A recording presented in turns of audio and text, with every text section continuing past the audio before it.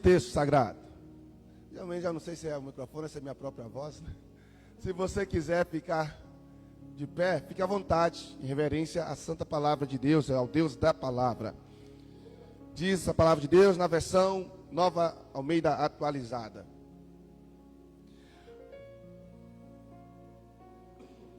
Aleluias.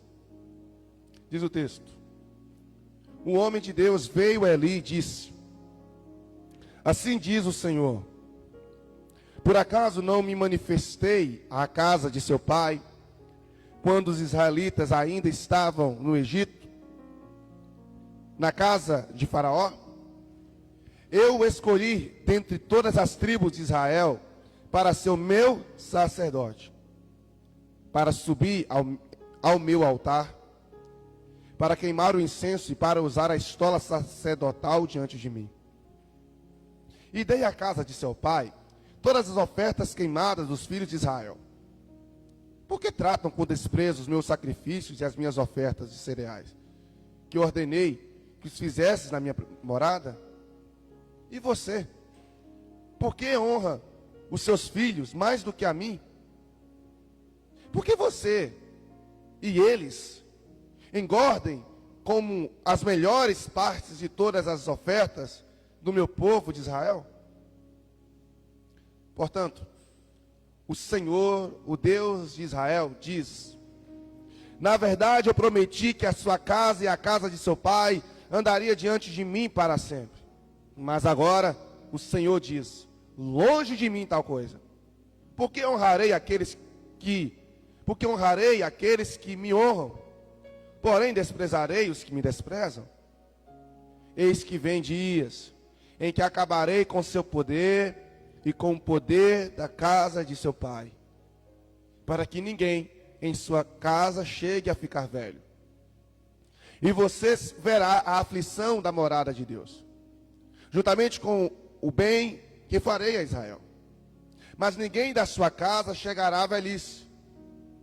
O homem, porém, da sua linhagem, a quem eu não afastar do meu altar, será poupado apenas para lhe consumir os olhos e lhe entristecer a alma. E todos os descendentes da sua casa morrerão na flor da idade. E o que vier a acontecer com seus dois filhos, Ofni e Finéias, o será um sinal para você. Ambos morrerão no mesmo dia. Então suscitarei para mim um sacerdote que é fiel, que fará segundo o que tenho no coração e na mente. Eu lhe edificarei uma casa estável, e ele andará diante de meu ungido para sempre. E todo aquele que restar da sua casa virá a inclinar-se diante dele, para obter uma moeda de prata e um bocado de pão. E dirá: peço que você me dê um dos cargos sacerdotais, para que eu tenha um pedaço de pão para comer. Feche seus olhos, irmãos, vamos orar. Pai, eu oro ao Senhor e louvo a Ti pela palavra que fora lida, e peço que o Senhor fale ao nosso coração, mais uma vez, por intermédio da Sua santa palavra, em nome de Jesus Cristo. Eu quero Te agradecer nessa noite, Senhor. Fica conosco, para louvor do Seu santo nome. Amém. Podem sentar, irmãos, em nome de Jesus. No decorrer da semana, eu postei algumas coisas no grupo da igreja, e se não me falha a memória, até no privado dos irmãos aí, sobre o texto que nós lemos. Inclusive, hoje, enquanto eu estava relendo o texto, eu fiz um comentário de 6 minutos no grupo da igreja, eu não sei se você ouviu. Então, você já sabe do que se trata o tema da mensagem de hoje. E eu confesso para vocês que não é um tema que a gente gostaria de estar trazendo para a igreja, no sentido do peso e da responsabilidade que ele é. Mas eu posso falar para vocês que ele é tão necessário e crucial para a sua vida espiritual, como qualquer outro texto ou qualquer outro sermão seria. Eu acho que você já ouviu falar do Guinness Book, né? O livro dos recordes. Ele é conhecido como o livro dos recordes porque nele narra todos os recordes que homens quebram no decorrer da história datas, nomes, qual foi o recorde. Então, o livro é conhecido pelo conteúdo que está nele. A Bíblia Sagrada também é conhecida pelo conteúdo que está nela. Se aqui não tivesse contido as palavras de Deus, seria qualquer outro livro, e talvez ninguém daria crédito a ela.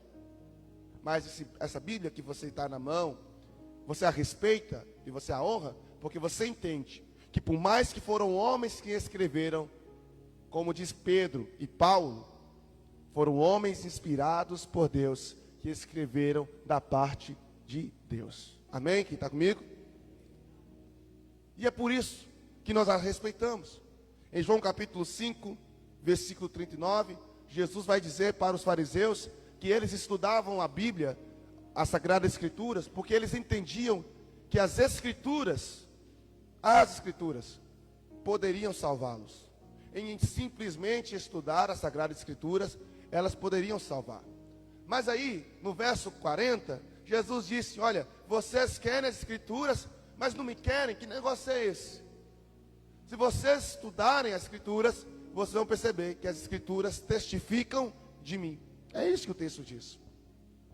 Então não tem como, querido, você não ler a Bíblia e não ter um encontro com Jesus.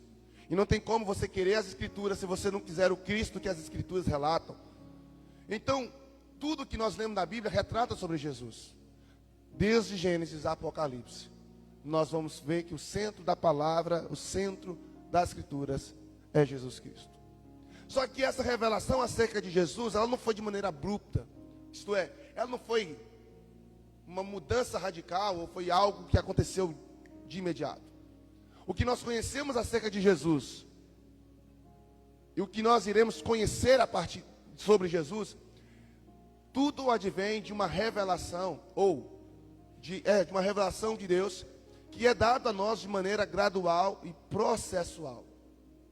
É por isso que Paulo, em 1 Coríntios, no capítulo 13, ele vai dizer, lá no versos 11 e 12, 1 Coríntios 13, no verso 11, Paulo vai dizer que ainda não se manifestou o que nós havemos de ser. Porque quando nós éramos criança, ou ele vai dizer ele falava como criança. Mas quando ele cresceu, ele se tornou adulto, ele deixou as coisas de criança. E ele vai dizer que hoje nós não conhecemos, no verso 12, a Cristo como ele é. Conhecemos ele como se estivesse coberto por uma fumaça, oculto, uma sombra. Mas um dia conheceremos ele como ele de fato é. Irmãos, imagina só, tudo que nós sentimos de Deus e tudo que nós vemos Jesus fazer ainda não é a manifestação total de Jesus, é apenas uma sombra do que ele é. Imagina quando nós vermos de fato quem ele é. Você já parou para pensar isso? É isso que está no verso 12, colocou aí. Porque agora vemos como um espelho, de forma obscura, né? Como uma sombra. Mas depois o veremos face a face. Então, o que Paulo está dizendo? O conhecimento que ele tinha acerca de Jesus, o conhecimento que você tem acerca de Jesus é incompleto. Mas depois nós conheceremos toda a sua plenitude, melhor dizendo, de graça e de poder. Então, a revelação de Jesus, a manifestação de Jesus, ela é gradual e processual. Então, quando você fala de processo, você está falando de uma etapa que é seguida de uma outra etapa. Quem está comigo? Está conseguindo pegar? Então, a revelação de Jesus é por etapas. Mas você precisa compreender que entre cada etapa existe algo chamado transição. Eu não sei se você tem o hábito, ou se você já fez vídeos, né, aqueles videozinhos com foto, mas lá tem sempre as transições, que é o feed, né, de mudança de foto. A transição é o elo que liga uma situação a outra, uma fase da vida a outra. Por exemplo, Paulo diz: eu era criança, hoje sou velho. Qual é a transição entre a infância e a fase adulta? A juventude. Então, é na transição que mora um dos maiores desafios que nós como crentes precisamos ter. Na transição das nossas histórias, na transição de um casamento, de um relacionamento, é que moram os grandes perigos. Porque na transição se conclui uma etapa para iniciar outra etapa. E é no texto que você leu comigo, é um dos momentos de transição que Israel estava enfrentando em seu tempo. Se você já leu a história de Israel, sabe que o período dos juízes vai acontecer logo após que o povo conquista a terra prometida, através de Josué. Josué morre, toda aquela geração da época de Josué também morre. E aí, lá em Juízes capítulo 2, vai ter um versículo que me deixa muito triste, porque o texto diz que surge uma geração que não conhecia o Senhor e nem as obras que Ele fez. A gente viu uma falha na transição.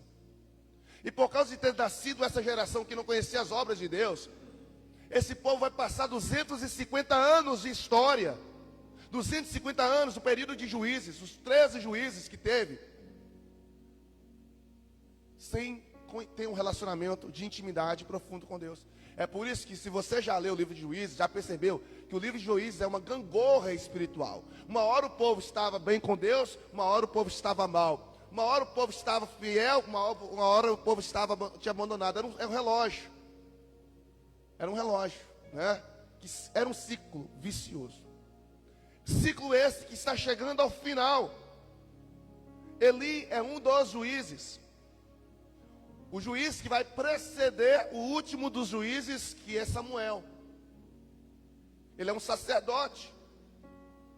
E agora, nessa fase de transição, Samuel é a transição entre o período dos juízes e um período chamado de monarquia de Israel. Porque vai ser o período dos reis de Israel. E esse período vai seguir desde Saul até o rei Joaquim, que vai ser levado para o cativeiro babilônico. Cerca de mais de 20 reis vai se suceder no trono de Israel e depois de Judá. E agora é a transição. Só que se você percebeu o texto comigo, o versículo que você leu, o autor do texto, que no caso é Samuel, ele começa o verso 27 dizendo: um homem de Deus veio a Eli. Ele não fala o nome desse profeta.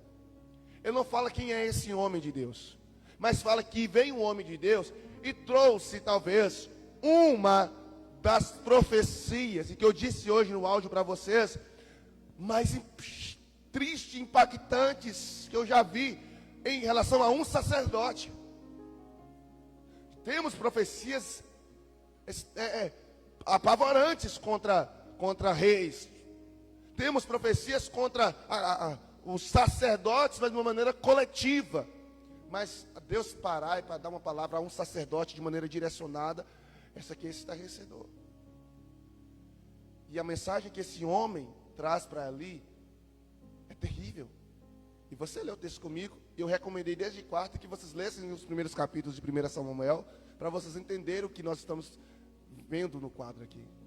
E o texto vai dizer que o Senhor então chega para Samuel e diz, olha o que o texto diz para Eli. O Senhor vai dizer: por acaso não me manifestarei à casa do seu pai, isto é, aos seus antepassados? Quando os israelitas ainda estavam no Egito, na casa de Faraó, desde lá eu me manifestei, que foi Levi, lembra? Deus chamou a Levi, a família de Levi, para ser sacerdote, lá em Arão. E aí, Deus agora fala lá do passado, mas no momento presente, Ele diz: eu o escolhi.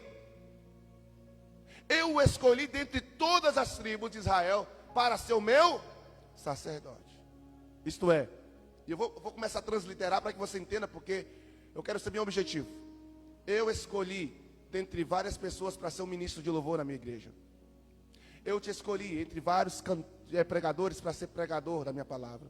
Eu te escolhi entre vários homens para ser meu presbítero. Eu te escolhi entre várias mulheres para ser minha diaconisa, para ser meu diácono. Enfim, se enquadre nesse. Tira o nome lá, sacerdote. Imagine Deus falando para você: eu o escolhi. Porque, irmãos, é uma escolha. Não é nós que escolhemos Deus, é Deus que nos escolhe. Você não está aqui porque a igreja votou em você. Você não está aqui porque o pastor te escolheu para fazer parte. Você está aqui porque antes do pastor tomar essa decisão, Deus já havia escolhido você antes mesmo de você nascer. E nós já aprendemos isso. Deus está falando: eu escolhi vocês para subir no meu altar. E é por isso que essa mensagem é séria. Para queimar incenso e para usar a estola sacerdotal diante de mim. E dei à casa de seu pai todas as ofertas queimadas do povo de Israel. Então Deus nesse momento está fazendo questão de lembrar a Eli todo o bem que Deus fez a ele, o privilégio. Irmão, presta bem atenção, servir em um ministério na igreja não é uma obrigação, é um privilégio. Você serve, seja qual for o ministério, não é um fardo, é um privilégio. Desde a limpeza, desde a pregação, enfim, qual for. A gente está vivendo um momento agora de transição, de sair do Lidere 3 para começar a atuar na maneira prática. E eu quero que você entenda que quando você colocou seu nome lá, você está servindo em um dos ministérios, seja qual for, isso é um privilégio. Deus está falando, eu escolhi você para fazer isso. Enquadrou? Verso 29. Deus continua dizendo através desse homem a Eli: por que tratam com desprezo os meus sacrifícios? Aí Deus começa a fazer uma pergunta. Rapaz, você foi privilegiado em me servir, em trabalhar para mim. E agora eu pergunto por que você tem desprezado? E agora o bambu geme. A mensagem vem. Irmãos, estamos em um momento de transição entre o período dos juízes e a monarquia. E Deus está chegando para um homem que poderia ter feito essa transição, que poderia ser o responsável por ungir o primeiro rei de Israel, que poderia ser um homem responsável de fazer tudo aquilo que o seu sucessor fez. E olha que o Samuel foi o cara, o profeta, o juiz, talvez de mais importante no Antigo Testamento. Ele só perde para João Batista. E agora Eli está perdendo a oportunidade de ser esse cara. Ele e os seus filhos. Porque ele não soube se relacionar com Deus em um momento de transição. E é por isso que o tema da mensagem é hoje. E é sobre isso que eu quero falar com vocês. 3 comportamentos que são identificados em pessoas no momento da transição. E por que eu trago isso? Porque a nossa igreja está vivendo um momento de transição. Se você conhecia quem éramos, talvez você não tenha ideia. Ou, aliás, talvez você chegou agora, você não tem ideia como éramos. E eu posso falar para você que nem eu tenho ideia onde Deus quer nos levar. Mas eu posso falar uma coisa para vocês. Aonde Ele quer nos levar, vai além das expectativas que nós podemos criar. Você está entendendo isso? Você entendeu? Para onde Deus quer nos levar como igreja, vai além das expectativas que nós podemos esperar. Nós estamos em um processo. E no meio do processo tem muita gente que não tem muita paciência. No meio do processo tem pessoas que se perdem. No meio do processo tem pessoas que ficam para trás. Mas eu quero falar de 3 pessoas que aparecem nesse texto, no momento desse processo, no momento dessa transição. O primeiro grupo de pessoas, você vai ler comigo aí, queridos. Está no versículo 13 e no versículo 17. 12 e 13 e 17 de 1 Samuel. Aí no capítulo 2. Olha o que está aí no versículo 12. Os filhos de Eli eram homens malignos e não se importavam com o Senhor. No verso 13 diz: o costume desses sacerdotes com o povo era este: que quando alguém oferecia um sacrifício, o servo do sacerdote vinha com um garfo de 3 dentes na mão, e enquanto a carne estava cozinhando, verso 14, olha lá, enfiava o garfo na caldeira, na panela, no caldeirão e na marmita. E tudo que o garfo tirava, o sacerdote pegava para si.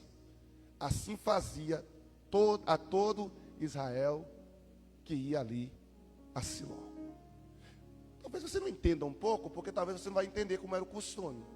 Mas o costume sacerdotal, no momento da oferta, era esse.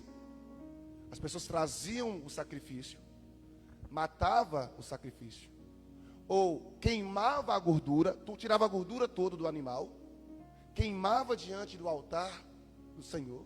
E se fosse uma oferta pacífica, eles cozinhavam a carne. Após a cozinhar a carne, ter apresentado, feito todo o ritual, é que se servia ao sacerdote e à pessoa. Só que os filhos de Eli que seriam os sacerdotes, que substituiriam Eli, porque Eli já estava com 98 anos, o que eles faziam? Antes da carne terminar de cozinhar, os bichos morriam de fome, pegava o garfo e começava a pegar a carne que estava lá e começava a comer. Se você continuar a leitura do texto, você vai perceber que as pessoas falam, espera terminar que a gente vai te servir. Eles não esperavam, morro de fome, porque guardar para eles cozinhar. E a Bíblia vai dizer que isso, no verso 17, olha o que Deus, quando eu estava olhando para essa conduta dos filhos de Eli, olha o que Deus fala isso. Era, pois, muito grave o pecado desses moços diante do Senhor, porque eles desprezavam o quê? A oferta. A primeira coisa que eu percebo na conduta desses filhos de Eli, e é o primeiro grupo, é o primeiro comportamento dos três que eu vou falar no momento da transição, é o primeiro comportamento daquelas pessoas que desprezam o processo. Tem gente que despreza simplesmente o processo. Aqui no caso dos meninos, a comida nem estava pronta. Eles não estavam nem aí se estavam quebrando. Irmão, presta atenção. Eles iam comer. Fazia parte eles comerem e dar oferta. Mas tinha um ritual para ser seguido. Deus é detalhista, meu irmão. Deus é detalhista ao extremo. Olha bem o mundo. Olha você. Existe algo mais detalhado do que o corpo do ser humano? Desde uma célulazinha invisível ao olho nu. Olha o cosmo, olha o mundo, olha as cores das plantas. Deus é um ser detalhista. E Ele é detalhista com a liturgia. Ele é detalhista com o processo. E às vezes nós achamos que Deus não se importa com essas besteiras. Se importa sim. E quando você começa a desprezar os detalhes que agradam a Deus, Deus se aborrece da sua conduta. E não importa se você é sacerdote ou não. Irmãos, às vezes a gente nos apega aos nossos títulos. E achamos que pelo fato de termos um título, nós podemos fazer qualquer coisa. Os filhos de Eli, nós somos sacerdotes, oi. Nós somos sacerdotes, nós podemos fazer o que quiser. E se você continuar o texto diz que quando alguém ameaçava não deixar eles pegar da oferta, eles diziam, ou você me dá, ou nós te quebra no pau. Está lá no texto. Ou você nos dá, nós te aceitamos, nós te batemos, nós te matamos. Ameaçavam. Eles eram sacerdotes, vamos fazer. E aí é onde nós precisamos compreender, irmãos, que Deus se aborrece. No versículo 30, se você olhar aí, olha o que essa atitude deles, o que Deus falou que ia fazer. Portanto, o Senhor, Deus de Israel, diz, na verdade, eu prometi que a sua casa e a casa de seu pai estariam diante de mim para sempre. Mas agora diz, longe de mim tal coisa. Porque honrarei os que me honram, porém desprezarei os que me... Eu disse hoje pela manhã, repetindo o áudio e falo agora. Essa coisinha que Deus ama o pecador, mas odeia o pecado, é falácia, é mentira. Mentiram para você. Mentiram. Deus diz que Ele se ira contra os filhos da desobediência. Ele despreza os que desprezam Ele. Ele envergonha aqueles que envergonham o seu nome. Ele vai matar, destruir, aniquilar aqueles que não ouvem a sua palavra. Como é isso? É mentira, irmão. Deus mata, eu já falei isso aqui mais uma vez. Quantas vezes eu já falei isso aqui? E você vai ver aqui um exemplo desses dois rapazes. Porque o texto diz que Deus os desprezou. No versículo 31 diz que o ministério deles foram curto. Eis que vem dias em que acabarei com seu poder, com o poder da casa de seu pai. Que ninguém da sua casa, o quê? Vai morrer tudo novo. Vou matar tudo na flor da idade. E no versículo de número 34, tem mais uma sentença para os filhos de Eli. E para o próprio Eli. E o que vier a acontecer com seus dois filhos, Ofni e Finéias, será um sinal para você. Ambos morrerão. Quem matou esses meninos? Os filisteus? Deus. Então, vamos lá, vamos colocar num primeiro ponto. Aliás, eu quero te convidar a fazer uma coisinha que eu tenho aprendido a fazer ultimamente. Eu não gostava não, mas vamos lá. Desperta. Vira para o seu irmão e diga para ele: não despreze o ministério que Deus te escolheu para exercer. Gente, pelo amor de Jesus. Parece simples, né? Sou pastor. Vamos, o ano passado eu fiz isso, tá? Tá falando alguém aqui que já fez isso. Então assim, eu não estou falando para vocês não, apenas estou falando para mim. O ano passado, os irmãos viram aqui, eu não queria nem sequer vir à igreja, irmão. O ano passado foi? O ano passado, não queria vir. Não apenas porque eu não queria Deus não, tá, irmãos? Eram outros motivos, mas eu não queria vir. Eu não queria ser olhado como pastor, eu queria ser simplesmente um membro como irmão.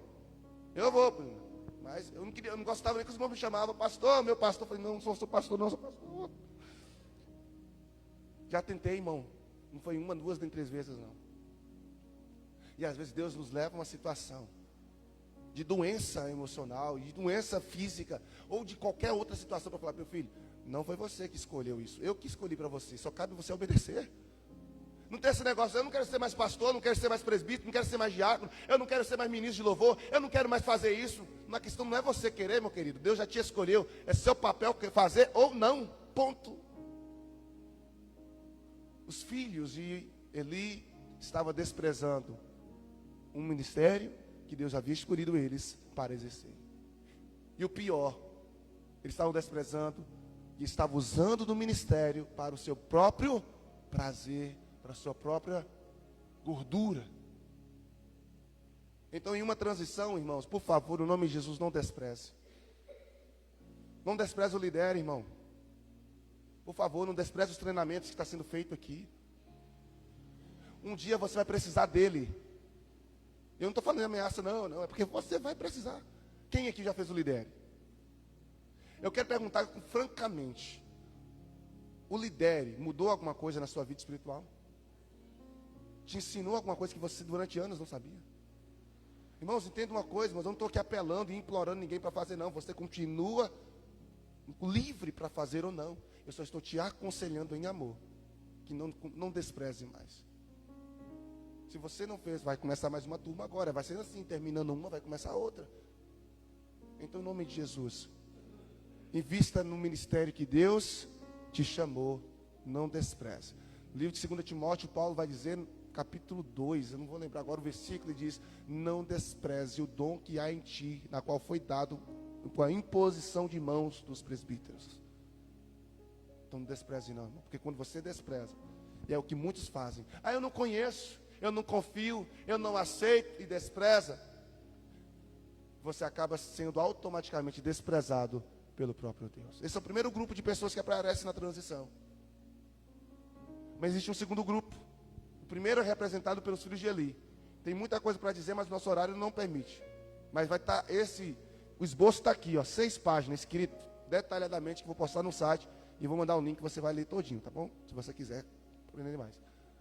Segundo grupo, o primeiro grupo é representado pelos filhos de Eli. O segundo grupo é representado por quem? Pelo próprio Eli. Olha no versículo 22. Versículo 22 do capítulo 2. O texto diz: Eli, já bem idoso, ficou sabendo de tudo que seus filhos faziam. E a todo Israel, e de como se deitava com quem? Com as mulheres que serviam à porta. Irmão. O sacerdote pegava as irmãs que serviam lá. Traduzindo, os pastores da época pegavam as diaconisas. E quem estava sabendo disso? Todo mundo. Menos quem? O pastor-chefe. Pastorzão, Eli. O texto diz que ele era muito velho quando ficou sabendo que os filhos, os seus pastores auxiliares, estavam pegando as diaconisas da igreja. Verso 23. E disse-lhes, porque aí Eli, quando fica sabendo, diz: por que vocês fazem essas coisas? Porque este povo ouço constantemente falar das coisas más que vocês fazem. Aqui parece que Eli está o quê? Puxando a orelha, né?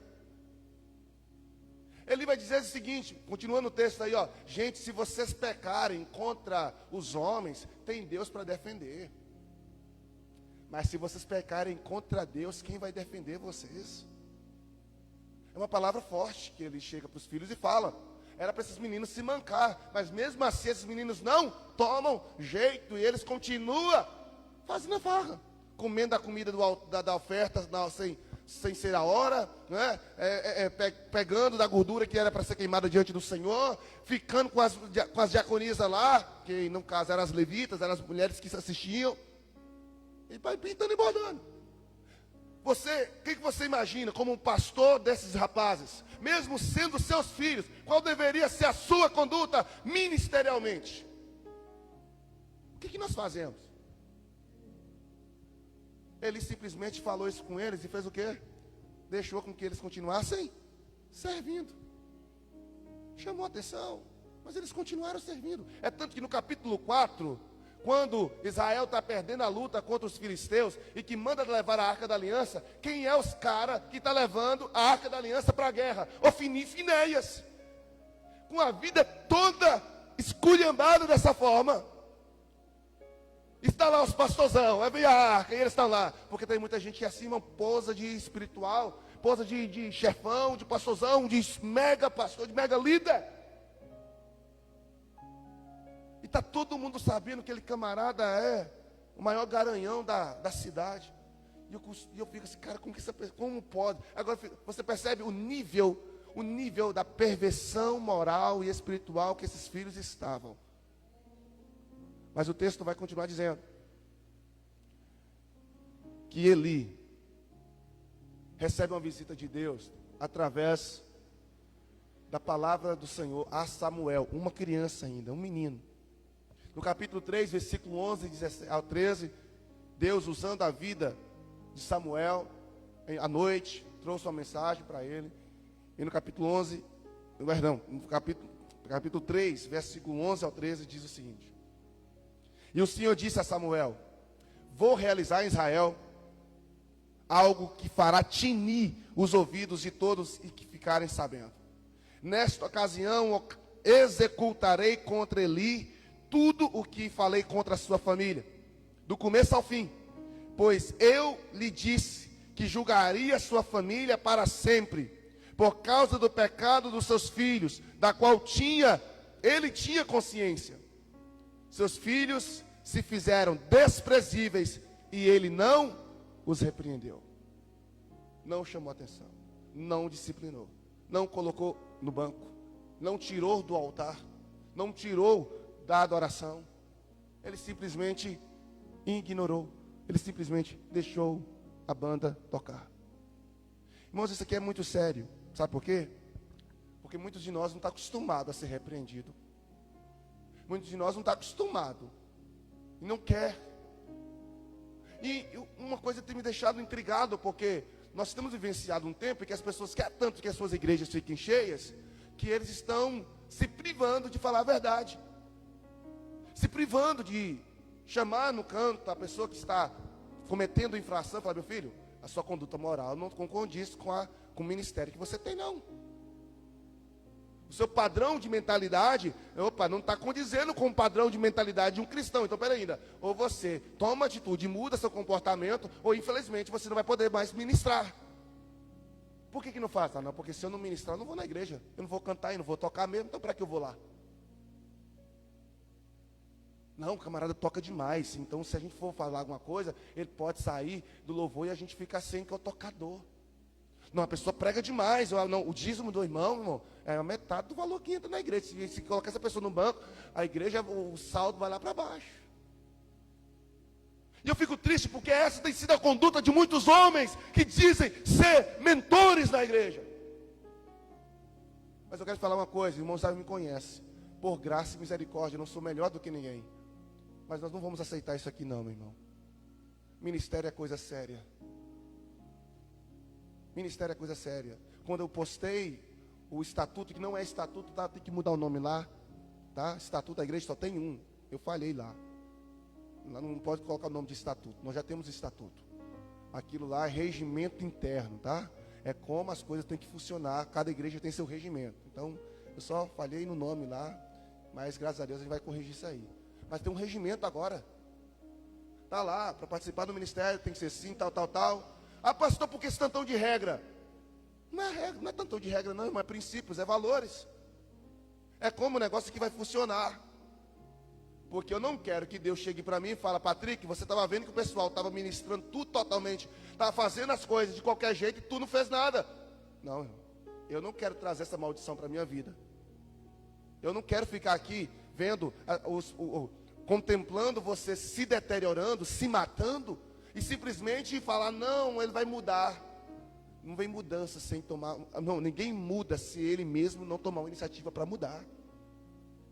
Eu posso querer muito que você mude, que você seja ajudado. Eu posso esforçar daqui, meu irmão, mas se não houver a iniciativa daí, não adianta eu ficar jejuando e orando. Irmão, é por isso que eu vou orar e vou jejuar, eu vou visitar você, eu vou discipular você, eu vou te receber na minha casa 1 milhão de vezes se você quiser. Eu vou gasto a gasolina de um tanque ou mais para ir na sua casa quantas vezes você quiser, desde que você permita que eu faça isso e que você queira uma mudança.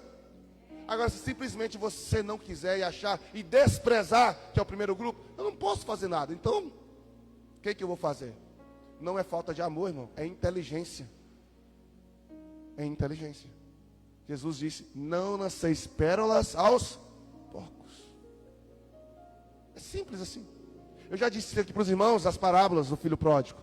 O pai do filho pródigo não foi atrás dele, ele que teve que tomar a iniciativa e vir atrás do pai. Ah, irmão, nós temos que ir atrás dos perdidos que estão afastados da igreja, porque não, peraí, não. Vamos. Se ele caiu, se ele pecou, vacilou, se borrachou no chão, foi iludido por Satanás, enfim, se desviou por diversos fatores. Agora, se a pessoa pegou sua Bibliazinha e fala: eu não vou no culto, eu não vou fazer isso, porque com biquinho alto e achar que eu vou atrás, eu não vou, irmão, porque eu sou ruim? Não. Porque eu vou procurar o dracma perdido. Vou procurar a ovelha que se perdeu. Mas eu não posso ir atrás do filho que quis sair. Entende? E isso não é ruindade do pai.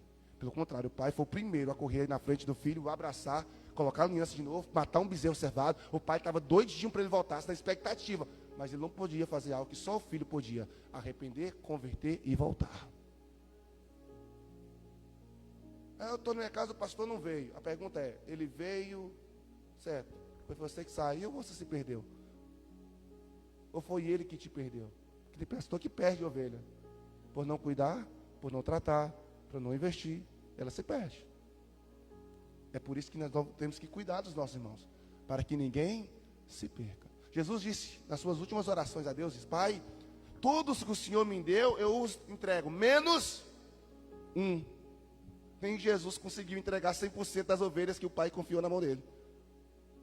Eu tenho consciência que no grande dia eu não vou poder chegar lá e falar: todas as pessoas que o Senhor me deu para cuidar estão aqui. Eu não posso, porque vai ter ovelhas que não são do meu aprisco. Como o próprio Jesus disse, que tinha ovelhas que o seguia, que não era do aprisco dele. Faz sentido? Então existe os que desprezam, mas existe o segundo grupo, os que se acomodam.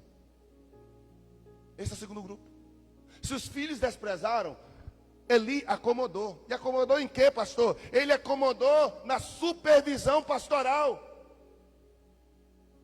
Era papel dele saber o que os filhos faziam dentro do templo, porque enquanto ele não morresse, ele era o líder. Embora os outros fossem pastores, sacerdotes, ele era o pastor sênior, ele era o líder. Muitos gostam de chamar pastor presidente. Ele tinha que supervisionar. Tem ministérios, os ministérios vão ser agora repartidos agora na igreja. Meu irmão, mas presta bem atenção, eu vou precisar estar lá. Eu preciso entender o que está acontecendo no ministério de louvor, o que vai acontecer no ministério de ação social, o que vai acontecer no ministério de várias, né, tem tanta coisa de limpeza. Porque a partir do momento que eu fingi que eu não estou sabendo de nada, não, o ministério de louvor está um pau quebrando lá, bambu gemendo. E eu não supervisionar isso, Eli se acomodou. Eu já estou velho, 98 anos, eu ainda não terminei, estou prestes a terminar meu ministério, deixa eles fazerem o que eles quiserem. Não. Na nossa igreja, vocês não vão fazer o que vocês quiserem. Nesta igreja eu não posso fazer o que eu quero. Nesta igreja precisamos fazer aquilo que Deus determinou que fizéssemos.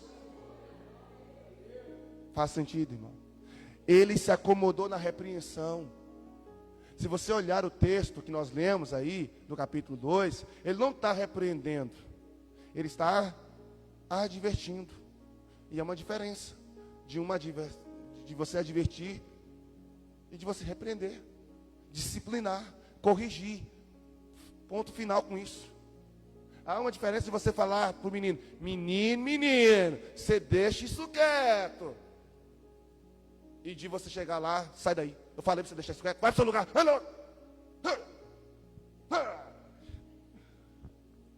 Ele não simplesmente, ele deixou. Eu estou falando com vocês não querem, ok, continua fazendo. Está errado. Mas se você observar lá, volta lá comigo no capítulo 2, vamos observar um outro detalhe aqui, o que Deus fala. Olha o que o verso 29 diz, do capítulo 2. Porque tratam com desprezo os meus sacrifícios e as minhas ofertas de cereais, que ordenei que se fizesse na minha morada. E você, olha bem o que Deus está falando para ele, e você honra seus filhos mais do que a mim, para que você e eles engordem com as melhores partes das ofertas. Presta bem atenção, Deus está falando ali, você está cochilando, você está colocando seus filhos, você está honrando os seus filhos mais do que eu. Você está se unindo com eles para encher a pança, ficar gordo e me desonra. Irmão, presta atenção, a Bíblia diz que o homem que não governar, não liderar bem a sua casa, não serve para liderar a casa de Deus. A Bíblia diz que o presbítero, o diácono tem que manter seus filhos debaixo de obediência. E eu sei que não é uma missão fácil, irmão. Não estou dizendo que é fácil aqui. O contexto da nossa sociedade mudou e tem muitos filhos que quando chegam em determinada idade, eles não fazem mais o que os pais querem. Isso não é fato. Mas enquanto eles estiverem sob a sua tutela, meu irmão, ele tem que entender quem respeita e quem manda naquela casa. Enquanto estiverem na sua casa. O problema de Eli aqui, irmão, é que ele se acomodou em ser o pai babão. Aquele pai é meu filho, ou meus filhos, eu não quero que meus filhos. Rapaz, toma posição. Irmãos, é interessante, porque se você ler o capítulo 4, que não vou dar para entrar hoje, mas nós vamos falar ainda nesse mês do capítulo 4. Uma das coisas que os filisteus falaram com seus exércitos no momento da guerra contra Israel é o seguinte: tomem comportamento de homem e não tenham medo. Está difícil encontrar um homem, irmão, macho, bravo, que quebra mato nos peitos. A gente precisa começar irmãos, a China estava pagando caro, estava ensinando nas escolas, guarda isso, eu li esse artigo há uns 2 anos, estava pagando nas escolas professores especiais para formar homens, porque os meninos estão ficando com muito traço de afeminados. Macho é macho, irmão, tem que ser macho, não é só ter lá o órgão genital masculino, não, tem que ter posição de macho. A China percebeu que os meninos, os jovens, estavam ficando muito afeminados. E a gente precisa compreender isso, irmão. Que nós temos esse papel de produzir homens na igreja. Não meninos. Irmãos, eu fiquei triste quando foi divulgado um dado que a adolescência está indo agora. O final da adolescência está chegando aos 21 anos, 22 anos. Quando eu olhei esse dado, eu falei, meu Deus do céu, eu com 18 já estava noivo indo para casar. Só não casei com a noiva na época porque Deus queria que eu casasse com a de cá. E ponto. Estava construindo minha casa. Com 18 anos já tinha terminado o ensino médio, já estava cursando faculdade, já estava ajudando em casa financeiramente, já estava com a base da minha casa sendo construída lá no Araçagi, já tinha 2 anos que eu pastoreava a igreja lá. E hoje a gente olha para as pessoas de 18, 19 anos, ainda não tem isso. Irmãos, a gente precisa cuidar do que nós ensinamos e do que nós instruímos. Não se acomode, irmão. A transição é perigosa. E nós estamos vivendo um tempo de transição. Mas existe um terceiro comportamento que eu oro para que nossa igreja tenha. Eu oro para que nossos homens da nossa igreja tenham, que as mulheres da nossa igreja tenham. No mesmo capítulo, no capítulo 2, no versículo 35, reflete aí o terceiro padrão de comportamento. Depois que Deus fala de Eli, Deus fala dos filhos de Eli, agora Deus está falando no versículo 35. Levantarei, ou então suscitarei para mim o quê? Um sacerdote fiel, que fará segundo o que eu tenho no... Vamos lá, e aí, em compensação a isso, eu darei a eles, eu edificarei uma casa estável, e ele andará diante do meu ungido para sempre. Deus está falando, eu vou acabar com sua casa ali, eu vou matar seus filhos, e no lugar de vocês, eu vou levantar alguém que seja melhor do que tu. Sabe, irmão? A gente às vezes, quando está com muito fácil, a gente acha que não tem ninguém melhor do que eu, não. Irmão, tem pastor melhor do que eu, assim. Tem pastor que pode chegar aqui e fazer muito melhor do que eu. Eu ouvi aquela mulher que prega demais, Camila Barros. Ela um dia pregando para mulheres, ela diz: irmãs, vocês acham que não tem mulher melhor do que você? Tem. Seu marido pode achar uma mulher do que tu, melhor do que tu. Da mesma forma, tem homens melhor do que tu. Tem homens que, então, enquanto está com a mulher, distrata, maltrata, faz graça, chapar. No dia que a mulher mete o pé na bunda, ele vai lá, me dá mais uma chance. Não, minha irmã, toca o barco. Tem cara melhor do que esse. Sempre vai ter. É só você lembrar. Lembra bem lá de Esther? Vaste, eu não vou. Você está muito bêbado, eu não me misturo. Estou na café com as minhas amigas aqui, falar com o rei que depois eu vou. Ela não viu nunca mais o rei. Aquela foi a última vez. Desprezou o rei. Rei, manda embora. Tem mulher melhor. E levantou simplesmente Esther para ocupar o lugar. Saul desprezou. Levantou simplesmente Davi para tomar lugar. Não perca, meu irmão, o seu lugar. Eu falei com minha esposa que uma das lições que eu tive em vender o carro. Amor, eu estou sentindo falta dos 4 rodas.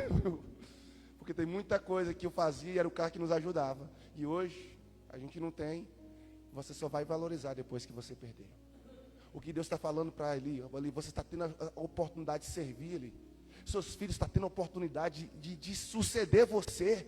Eli, é a chance que eu te dei. A escolha foi, Eli, eu te escolhi de diante de todas as tribos ali. Você foi o cara que eu chamei.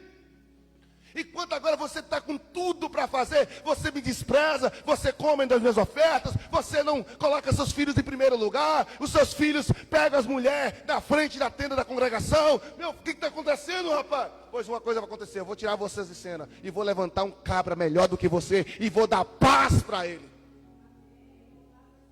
Tem presbíteros melhor do que vocês, viu? Presbítero Márcio, presbítero Carlinhos, presbítero Quinho, tem pastor melhor do que eu, tem diaconisas melhores, tem diáconos melhores, sempre vai ter alguém melhor, irmão. Então uma coisa que eu aprendi, eu não quero perder meu lugar para ninguém. Eu não quero. Porque eu não quero desprezar a oportunidade de servir ao Senhor, porque eu sei que Ele poderia ter escolhido um monte de gente na minha época para pastorear a igreja de Araçagi, a primeira que eu pastoreei. Ele escolheu a mim. Ele poderia ter trazido um monte de pastor para pastorear vocês, mas Ele escolheu a mim. Ele poderia ter escolhido muita gente, mas Ele escolheu a mim. Isso não é um fardo, é um privilégio. Existem os que desprezam, existem os que acomodam, e existem aqueles que superam as expectativas. Deus escolheu um sacerdote, mas Samuel não foi apenas um sacerdote. Samuel foi sacerdote, foi juiz. E você? Olha, irmãos, a primeira geração, Eli foi acomodado. A segunda geração, ou a geração presente, que no caso eram os filhos de Eli, eram desprezíveis. Mas a geração futura foi uma geração que trouxe resultado e que agradou a Deus, que foi Samuel. Então olha bem, eu quero concluir aqui no nome de Jesus. Meu Deus do céu, vou terminar agora. Que tipo de sacerdote vocês estão sendo? No livro, eu vou terminar com esse texto de Pedro, 1 Pedro capítulo 2, verso 9 e 10. 1 Pedro, capítulo 2, verso 9. Olha o que Pedro diz de mim e de você. Se naquela época Eli, os filhos dele e Samuel eram os sacerdotes, quem são os sacerdotes hoje? Vocês, porém, são o quê? São o quê? Geração eleita, o quê?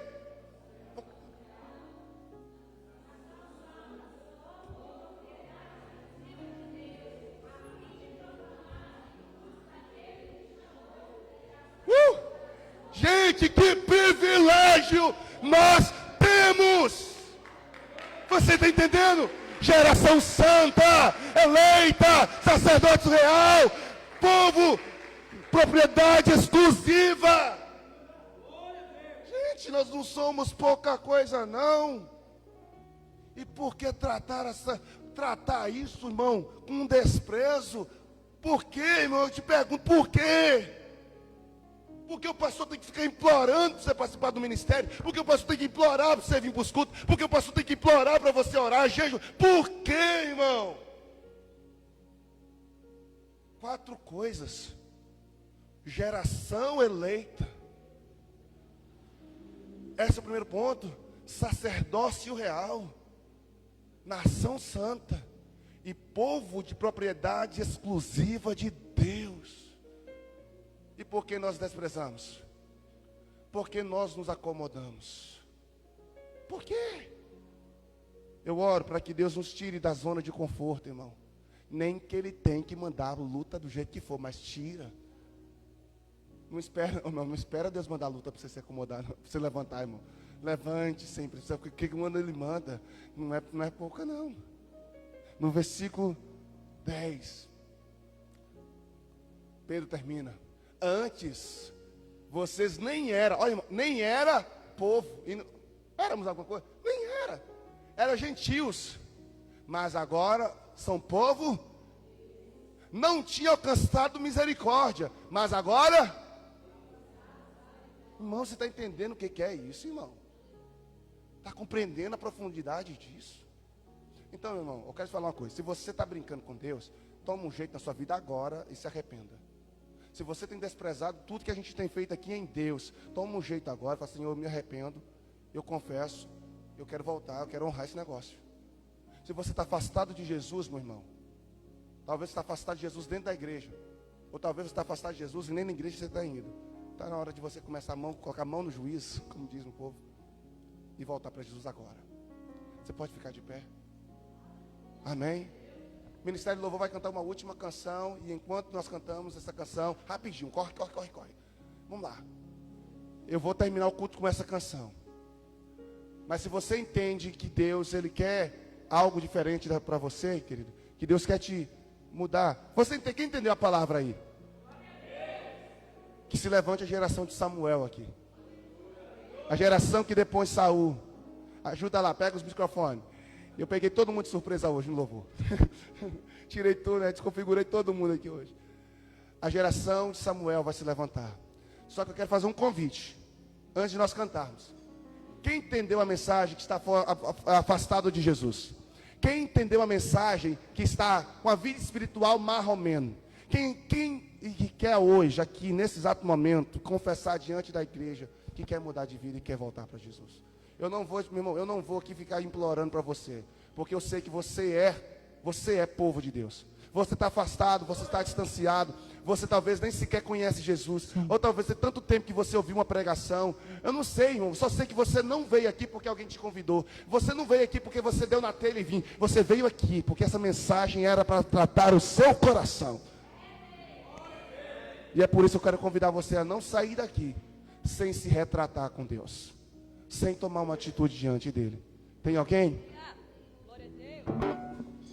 Se tiver alguém, eu quero convidar você para vir. Levanta a sua mão primeiro, está no seu lugar. Olha, eu estou aqui, eu quero mudar minha vida, eu quero voltar para Jesus, eu quero consertar ela, porque eu sei que o Senhor, Ele vai mudar. Eu faço parte de um novo tempo que está nascendo em minha nação. Eu sou o fruto de uma semente que foi plantada muito tempo atrás, por meus irmãos.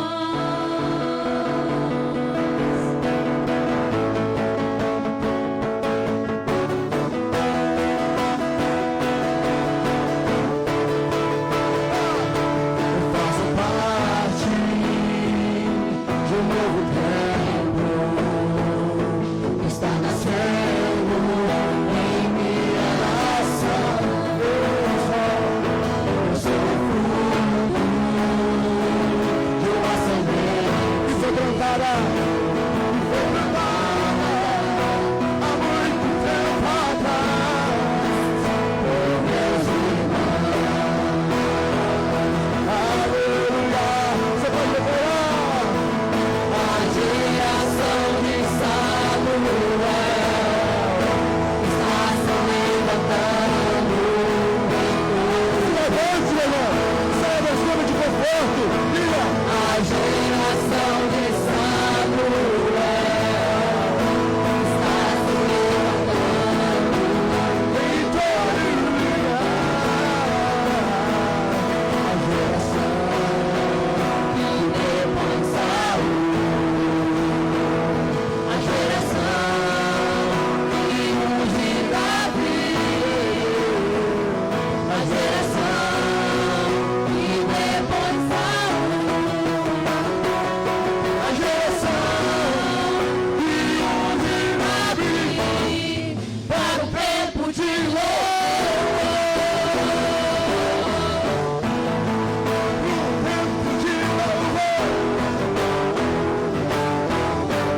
a geração de Samuel, a geração de Samuel está se levantando em todo lugar. A geração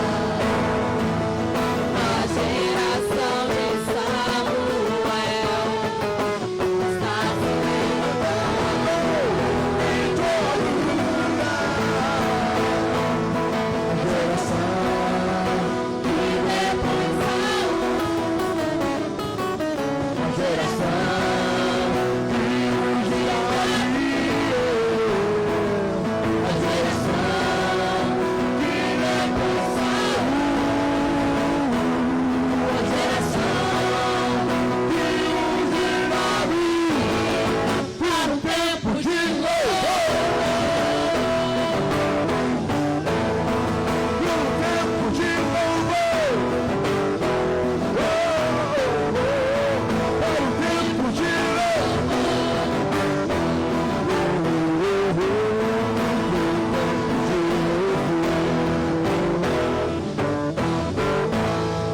para um tempo de louvor.